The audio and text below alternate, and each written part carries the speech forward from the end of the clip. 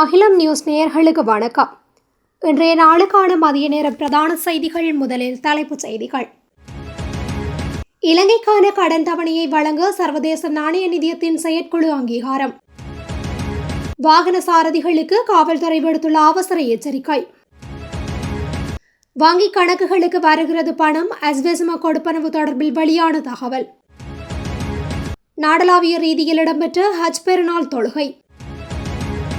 ஜனாதிபதி செயலாளர் பதவி தொடர்பில் பரவும் சர்ச்சை. அமைச்சர் வெளியிட்ட அறிவிப்பு. மத்திய கிழக்கு போரில் பரபரப்பை ஏற்படுத்திய இலங்கையர்கள். களுத்துறையில் துப்பாக்கி சூடு. வர்த்தகர் படுகொலை. தங்கம் மற்றும் வெள்ளியின் விலைகளில் பாரிய வீழ்ச்சி. அனுராதபுரத்தில் பௌத்த பிக்குவால் பாதிக்கப்பட்ட சிறுமி நீதி கோரி யாழில் போராட்டம். குருநாகலில் உள்ள புத்தக விற்பனை நிலையம் ஒன்றில் தீ பரவல். தொடர்பென விரிவான செய்திகள். சர்வதேச நாணய நிதியத்தின் செயற்குழு இலங்கைக்கான விரிவாக்கப்பட்ட நிதி வசதியின் 5வது மற்றும் 6வது மறு ஆய்வுகளுக்கு ஒப்புதல் அளித்துள்ளது. நேற்று நடைபெற்ற சர்வதேச நாணய நிதியத்தின் செயற்குழு கூட்டத்தில் குறித்த ஒப்புதல் அளிக்கப்பட்டுள்ளது. அதன்படி சர்வதேச நாணய நிதியத்திடமிருந்து இலங்கை 695 மில்லியன் அமெரிக்க டாலர் தொகையை பெற உள்ளது. சர்வதேச நாணய நிதியத்தின் விரிவாக்கப்பட்ட நிதி வசதியின் கீழ் இலங்கைக்கு 3 பில்லியன் அமெரிக்க டாலர் நிதி வசதிக்கு 2023ஆம் ஆண்டின் மார்ச் மாதம் ஒப்புதல் அளித்தது. இந்த நிலையில் இலங்கைக்கான கடன் வசதியின் 5வது மற்றும் 6வது மீளாய்வுகளுக்கு ஒப்புதல் அளிப்பதற்காக சர்வதேச நாணய நிதியத்தின் செயற்குழு நேற்று கூடியது. அதனைத் தொடர்ந்து விரிவாக்கப்பட்ட நிதி வசதியின் 5வது மற்றும் 6வது கடன் தவணைக்கான ஒப்புதல் அளிக்கப்பட்டுள்ளதாக சர்வதேச நாணய நிதியத்தின் பிரதி நிர்வாக பணிப்பாளர் கென்ஜி ஒகமுரா அறிவித்துள்ளார். சவாலான சூழ்நிலையிலும் இலங்கை விரிவாக்கப்பட்ட நிதி வசதியின் விதிகளை வலுவாக செயல்படுத்தியுள்ளது என்றும் அவர் தெரிவித்துள்ளார். மேலும் டிட்வா புயல் காற்று காரணமாக மத்திய கிழக்கில் நடக்கின்ற போர் காரணமாக இலங்கையின் பொருளாதாரம் ஆபத்தான நிலையில் உள்ளதென்றும் அவர் குறிப்பிட்டுள்ளார். சிசிடிவி கேமராக்கள் மூலம் கண்டறியப்பட்ட போக்குவரத்து விதிமீறல்களுக்காக அபராதம் விதிப்பது போன்று போலியான குறுஞ்செய்திகள் மற்றும் வாட்ஸ்அப் செய்திகளை அனுப்பி முன்னெடுக்கப்படும் மோசடி குறித்து காவல்துறை பொதுமக்களுக்கு எச்சரிக்கை விடுத்துள்ளது. இதுகுறித்து காவல்துறை ஊடகப் பிரிவு வெளியிட்டுள்ள அறிக்கையில் இந்த விடயம் தெரிவிக்கப்பட்டுள்ளது. இந்த செய்திகள் போலியான தொலைபேசி எண்களிலிருந்து அனுப்பப்படுவதுடன் அவை இலங்கை காவல்துறையினரால் அனுப்பப்பட்டது போன்ற தோற்றத்தில் வடிவமைக்கப்பட்டுள்ளதாகவும் சுட்டிக்காட்டப்பட்டுள்ளது. இந்த செய்திகளை பெறுபவர்கள் ஒரு மோசடி இணையதளத்திற்கு வழிநடத்தப்பட்டு அங்கு போக்குவரத்து விதிமீறல்களுக்கான அபராத பணத்தை செலுத்துமாறு கோரப்படுகின்றதாக காவல்துறையினர் தெரிவித்துள்ளனர். பொதுமக்களை ஏமாற்றும் நோக்கில் அதிகாரப்பூர்வ கௌபே கட்டண தளத்தை ஒத்ததாக இந்த போலி இணையதளம் வடிவமைக்கப்பட்டுள்ளதாக காவல்துறை குறிப்பிட்டுள்ளது. இதன்போது குறித்த இணையதளத்தை அணுகி பணத்தை செலுத்த முயற்சிப்பவர்கள் கடன் அட்டை விவரங்கள் உள்ளிட்ட ரகசிய தகவல்கள் மோசடிக்காரர்களால் திருடப்படும் அபாயம் உள்ளதாக அதிகாரிகள் மேலும் எச்சரித்துள்ளனர். அஸ்வெசும லெனன்புரி திட்டத்தின் கீழ் 70 வயதிற்கு மேற்பட்ட முதியவர்களுக்கான மே மாத கொடுப்பனவுகளை நாளை பயனாளிகளின் வங்கிக் கணக்குகளில் வைப்பிடுவதற்கு அனைத்து ஏற்பாடுகளும் செய்யப்பட்டுள்ளதாக நலன்புரி நன்மைகள் சபை தெரிவித்துள்ளது.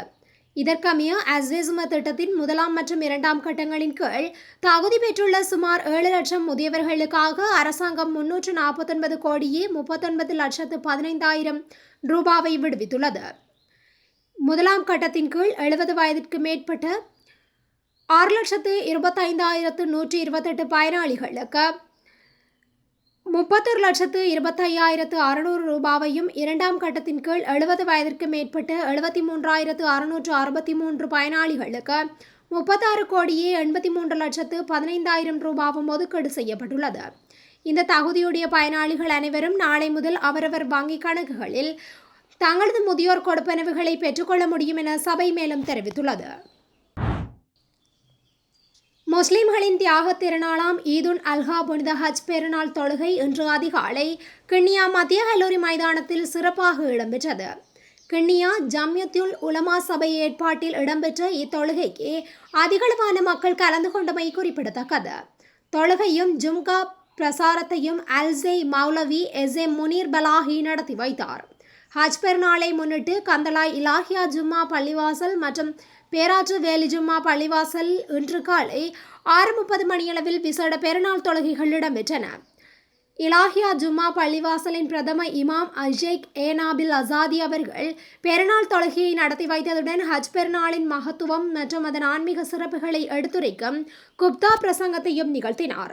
மேலும் நாட்டில் நிரந்தர சமாதானமும் நிலையான அபிவிருத்தியும் நிலவ வேண்டும் என இறைவனிடம் விசேட துஆ பிரார்த்தனைகளும் மேற்கொள்ளப்பட்டது. தொழுகைகளுக்காக கந்தளாய் சுற்றுவட்டார பகுதிகளை சேர்ந்து பெருந்திரளான முஸ்லிம் மக்கள் கலந்து கொண்டிருந்தமை குறிப்பிடத்தக்கது. ஜனாதிபதி செயலாளர் பதவியில் மாற்றங்களை ஏற்படுத்துவது குறித்து எதுவித தீர்மானமும் எடுக்கப்படவில்லை என சுகாதாரம் மற்றும் வெகுஜன தொடர்புகள் அமைச்சர் நலிந்த ஜெயதிச திட்டவட்டமாக மறுத்துள்ளார். குறுகிய நலன்களை கொண்ட ஒரு சிறு குழுவினரே திட்டமிட்ட அடிப்படையில் இவ்வாறான போலி செய்திகளை உருவாக்கி பரப்பி வருவதாகவும் அவர் சுட்டிக்காட்டியுள்ளார். ஜனாதிபதி செயலாளர் பதவியில் மாற்றங்களை ஏற்படுத்தவுள்ளதாக வெளியாகும் செய்திகள் குறித்து அவரிடம் முன்வைக்கப்பட்ட கேள்விக்கு பதிலளிக்கும் போதே அமைச்சர் நலிந்த ஜெயதிச மேற்கண்டவாறு குறிப்பிட்டார். அது தொடர்பில் மேலும் குறிப்பிடுகையில், தற்போதைய ஜனாதிபதி செயலாளர் பதவியில் எதுவித மாற்றத்தையும் ஏற்படுத்துவதற்கோ அல்லது புதிய ஒருவரை அந்த பதவிக்கு நியமிப்பதற்கோ எமது அரசாங்கம் எந்தவிதத்திலும் எதிர்பார்க்கவில்லை. சுயநல நோக்கங்களை கொண்ட மிகச்சிறு குழு ஒன்று அரசாங்கத்தின் நிர்வாக கட்டமைப்பிற்குள் குழப்பங்களை விளைவிக்கும் நோக்கில் தங்களுக்குள் இவ்வாறான முற்றிலும் உண்மைக்கு புறம்பான போலியான செய்திகளை திட்டமிட்டு உருவாக்கி கொண்டு சமூகத்தில் பரப்பி வருகின்றன. தற்போதைய ஜனாதிபதி செயலாளர் தனது கடமைகளை சிறப்பாகவே செய்து கொண்டிருக்கின்றார் என்றும் அமைச்சர் நலிந்த ஜெயதிச தொடர்ந்தும் தெரிவித்துள்ளார். மத்திய கிழக்கு நாடான அபுதாபியிலிருந்து 7 இளைஞர்கள் இலங்கைக்கு நாடு கடத்தப்பட்டுள்ளனர். குறித்த 7 பேரும் நேற்றிரவு கட்டுநாயக்க சர்வதேச விமான நிலையத்தை வந்தடைந்துள்ளனர். அபுதாபியில் தங்கியிருந்த போது மத்திய கிழக்கு போரின் ஏவுகணைகள் மற்றும் ட்ரோன் தாக்குதல்களின் புகைப்படங்கள், வீடியோக்களை தங்களது கைபேசிகளில் வைத்திருந்தமை, அவற்றை சமூக ஊடகங்களில் பதிவிட்டமை மற்றும் அவற்றிற்கு லைக், கமெண்ட் செய்தமை போன்ற குற்றச்சாட்டுகளின் கீழ் அந்நாட்டு பாதுகாப்பு பிரிவினரால் கைது செய்யப்பட்டு சிறையிலிருந்து 7 இலங்கை இளைஞர்கள் நாட்டை விட்டு வெளியேற்றப்பட்டுள்ளனர். களுத்துறையில் துப்பாக்கி சூட்டு சம்பவம் ஒன்று பதிவாகியுள்ளது. களுத்துறை மசூதி வீதி வெட்டுமக்கட பகுதியில் இன்று காலை சுமார் 8:59 மணியளவில் இந்த துப்பாக்கி சூடு நடத்தப்பட்டுள்ளதாக தெரிய வருகின்றது. குறித்த துப்பாக்கி சூடானது ஸ்கூட்டி ரக மோட்டார் சைக்கிளில் பயணித்துக் கொண்டிருந்த வர்த்தக நபரொருவரை இலக்கு வைத்து காரில் வந்த நபரொருவரால் நடத்தப்பட்டுள்ளது. இந்த துப்பாக்கி சூட்டில் படுகாயமடைந்த சம்பந்தப்பட்ட வர்த்தகர் நாகோட மருத்துவமனையில் அனுமதிக்கப்பட்ட பின்பு உயிரிழந்ததாக காவல்துறையினர் தெரிவு செய்துள்ளனர். இதன்படி துப்பாக்கி சூட்டை நடத்திய சந்தேக நபரை கைது செய்வதற்கு விசாரணையை 3 காவல்துறை குழுக்கள் தொடங்கியுள்ளதாக காவல்துறை வட்டாரங்கள் தெரிவிக்கின்றன. இன்றும் சர்வதேச சந்தையில் தங்கம் மற்றும் வெள்ளியின் விலைகள் கணிசமான அளவு வீழ்ச்சியடைந்துள்ளமை நகை பிரியர்களுக்கு மகிழ்ச்சியை ஏற்படுத்தியுள்ளது. அதன்படி சர்வதேச சந்தையில் 1 அவுன்ஸ் தங்கத்தின் விலை $115.71 வீழ்ச்சியடைந்து $4,386.19 அமெரிக்க டாலர்களாக பதிவாகியுள்ளது. இது 2.57% வீழ்ச்சியாகும். இதேவேளை வெள்ளியின் விலையிலும் பெரும் வீழ்ச்சி ஏற்பட்டுள்ளது. அதன்படி 1 அவுன்ஸ் வெள்ளியின் விலை $3.80 வீழ்ச்சியடைந்து $72.54 அமெரிக்க டாலர்களாக பதிவாகியுள்ளது. இது 4.97% வீழ்ச்சியாகும். சர்வதேச சந்தையில் தங்கம் மற்றும் வெள்ளியின் விலை வீழ்ச்சியை பதிவு செய்திருந்த போதிலும் தற்போது இலங்கையிலும் தங்கத்தின் விலை வீழ்ச்சியை பதிவு செய்துள்ளது. இன்று தங்கம் விலையானது $3000 குறைவடைந்துள்ளது. அந்த வகையில் 24 கேரட் தங்கம் பவுனொன்று $3,83,000 விற்பனை செய்யப்படுகின்றது. 22 கேரட் தங்கம் பவுனொன்று $3,52,400 விற்பனை செய்யப்படுகின்றமை குறிப்பிடத்தக்கது.